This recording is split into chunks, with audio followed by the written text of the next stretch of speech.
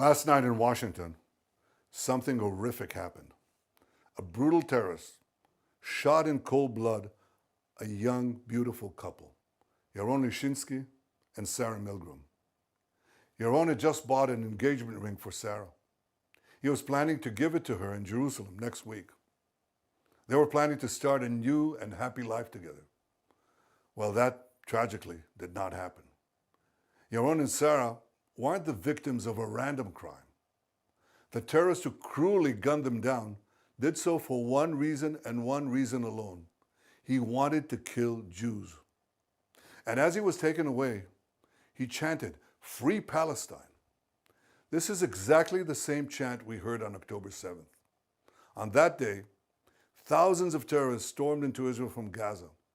They beheaded men, they raped women, they burned babies alive, they butchered 1,200 innocent people and took 251 innocent people hostage to the dungeons of Gaza.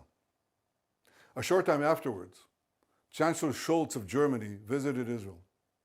And after he saw the horrors, he said to me, "These Hamas terrorists are exactly like the Nazis." He was right. And if they could get away with it, these Hamas terrorists would have slaughtered every last Jew on earth. For these neo-Nazis, Free Palestine is just today's version of Heil Hitler. They don't want a Palestinian state. They want to destroy the Jewish state. They want to annihilate the Jewish people who've been in the land of Israel for 3,500 years. I could never understand how this simple truth evades the leaders of France, Britain, Canada, and others. They're now proposing to establish a Palestinian state and reward these murderers with the ultimate prize. Well, for 18 years, we had a de facto Palestinian state. It's called Gaza. And what did we get? Peace? No. We got the most savage slaughter of Jews since the Holocaust. You won't be surprised to learn that Hamas thanked President Macron and Prime Minister Starmer and Carney for demanding that Israel end its war in Gaza immediately. Hamas was right to thank them, because by issuing their demand, replete with a threat of sanctions against Israel, not Hamas, these three leaders effectively said they want Hamas to remain in power. They want Israel to stand down and accept that Hamas's army of mass murderers will survive, rebuild, and repeat the October 7th massacre again and again and again, because that's what Hamas has vowed to do.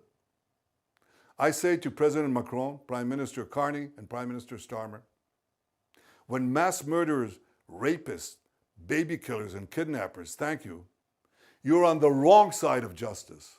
You're on the wrong side of humanity, and you're on the wrong side of history. Now, these leaders may think that they're advancing peace. They're not. They're emboldening Hamas to continue fighting forever.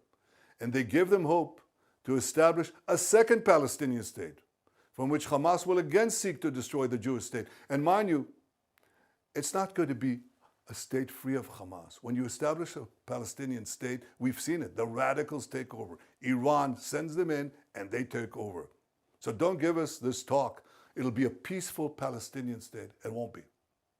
But the hypocrisy doesn't stop there. These and other leaders have bought into Hamas's propaganda that says Israel is starving Palestinian children.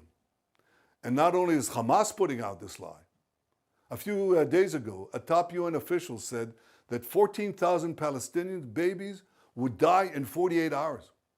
You see, many international institutions are complicit in spreading this lie. The press repeats it, the mob believed it, and a young couple is then brutally gunned down in Washington. So here are the facts. Since October 7th, Israel has sent 92,000 aid trucks into Gaza. That's right, 92,000 aid trucks. That includes 1.8 million tons of aid. 1.8 million tons of aid. More than enough food to feed everyone in Gaza. Yet as we had let the aid come in, Hamas stole it. They took a huge chunk for themselves.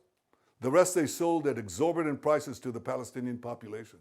And then they used the money they stole to recruit new terrorists to continue their war against Israel. Our goal from the start was to get food to Palestinian civilians, not to Palestinian terrorists. So we consulted with our American allies. What do we do to prevent Hamas from looting the aid? Well, together we devised a mechanism to achieve this goal. American companies will distribute the food directly to Palestinian families. They'll do so in safe zones secured by our military. And this will allow us to complete our goal of destroying Hamas while enabling aid to reach the civilian population. We'll complete the construction of the first distribution zones in the coming days. Ultimately, we intend to have large safe zones in the south of Gaza, and the Palestinian population will move there for their own safety while we conduct combat in other zones and receive humanitarian aid there without Hamas interference. In the meantime, we authorized letting trucks enter Gaza to provide for immediate needs. Yesterday, I think more than 100 trucks went in. More will come in today. I tell you this, no army in the world has ever gone to such lengths to provide aid to the civilian population in the midst of intense combat. And Hamas, of course, opposes this. It shoots Palestinian civilians who want to leave for safe zones, and it shoots Palestinian civilians who want to prevent Hamas terrorists from looting the aid trucks intended for them. As for the hostages, we'll do every effort to secure them. I'm ready for a temporary ceasefire to get more out, but we demand, and you should demand, that all of our hostages be released, and released immediately. And so should every civilized country demand this. We're in an intense seven-front war that was launched against us by Iran and its proxies. Sometimes in war, accidents happen.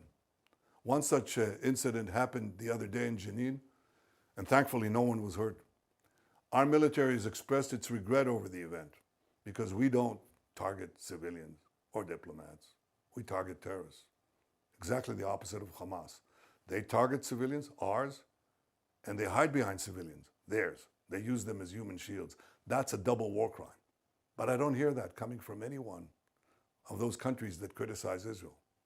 For those who say that Israel stands alone, I say we're not alone. Justice stands with us. The truth stands with us. History stands with us. And so do countless people around the world who can tell the difference between right and wrong, between good and evil. I want to thank all of them. And I especially want to thank President Trump and the American people for their forthright stand with Israel and with the Jewish people. Together we stand, together we'll triumph, and we'll see the victory of civilization over barbarism.